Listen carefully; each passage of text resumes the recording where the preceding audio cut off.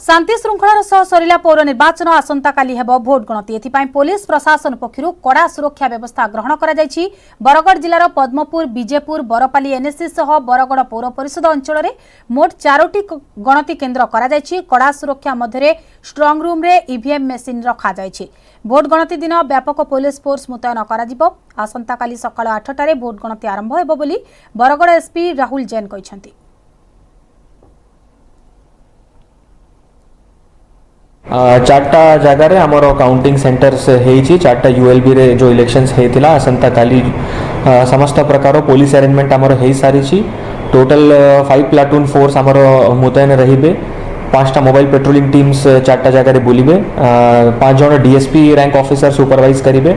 2 जन additional SP rank officers भी सब काउंटिंग अरेंजमेंट को सुपरवाइज करेंगे। गणति आमर जज हाई स्कूल का व्यवस्था कर काउंसिलर गणति 5टा टेबुल एवं चेयरमैन 5टा टेबुल रखाई। आशा कर 15 राउंड रे सुरखुर समस्त गणति यथाशीघ्र सारे चेष्टा